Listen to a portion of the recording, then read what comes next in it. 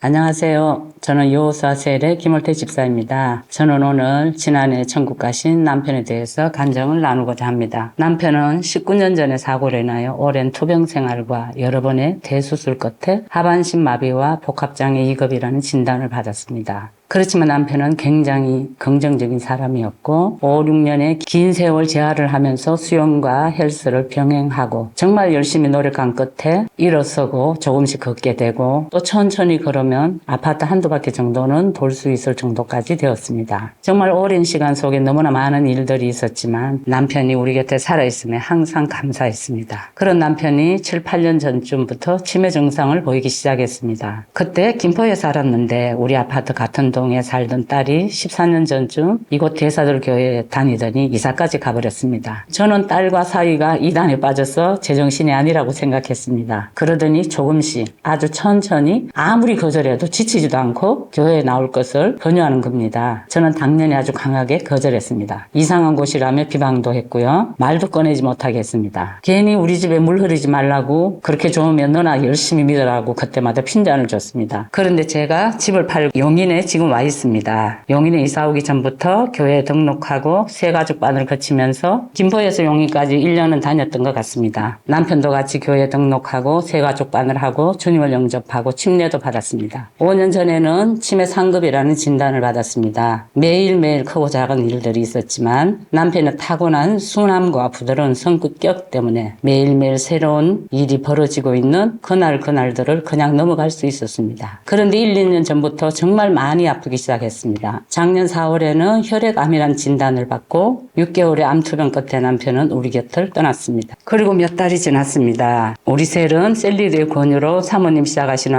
양육반을 받기로 했습니다. 양육반을 시작하고 2주 후부터 남편이 2, 3일이 멀다 하고 꿈에 나타났습니다. 어떤 꿈이냐 하면은 살아있을 때 가장 아프던 모습, 암투병할 때 가장 아플 때 모습으로 나타났습니다. 저는 꿈속에서 대소변을 받아내고 매일 모욕시키고 또 간호사가 가래를 빼내려고 석션하면 숨을 컥컥 대면 너무나 고통스러운 모습으로 보여질 때마다 깜짝깜짝 놀랐습니다. 그럴 때마다 저는 식은땀을 흘리면서 잠에서 깨고 가위 눌린 사람처럼 몸을 꼼짝할 수가 없었습니다. 꿈에 시달린 지 한 달이 지나갈 즈음 대구에 사는 친정언니가 전화가 왔는데 집에 아무 없느냐고 물었습니다. 저는 집히는 데가 있어서 언니에게 왜 그러냐고 물으니까 남편 꿈을 꿨다고 합니다. 언니에게는 별일 없다고 말하고 더 이상 묻지 않았습니다. 그날 저녁에 저녁을 먹을 때 아들이 갑자기 물었습니다. 어머니 아버지가 천국 가셨겠죠? 깜짝 놀랐습니다. 당연히 천국 가셨지. 말은 그렇게 했지만 꿈 때문에 마음이 개운하지 않았습니다. 저녁에 잠이 들었는데 새벽녘에 또 남편이 고통스러운 모습으로 나타났고 잠에서 깨었습니다. 제가 꿈을 꾸며 고통을 받는 한 달 동안에 누구에게도 꿈 얘기를 하지 않았습니다.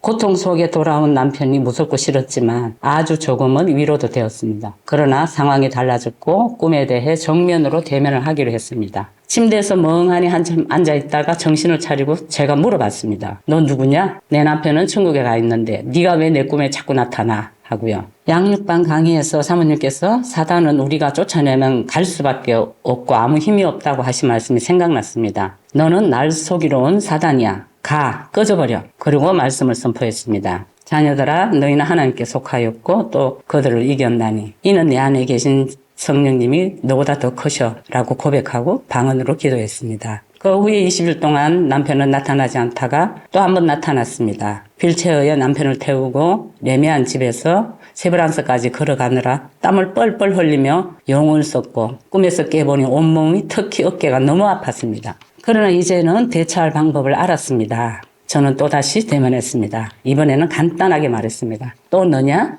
너야? 너는 날 못 이겨. 너보다 더 크신 분이 내 안에 계셔. 고백하고 방언으로 기도하고 다시 잠들었습니다. 한 달이 지났는데 이제 남편은 더 이상 꿈에 나타나지 않습니다. 만약에 또 나타난다 해도 이제는 방법을 아니까 전혀 두렵지 않습니다. 지혜를 주신 성령님 감사합니다.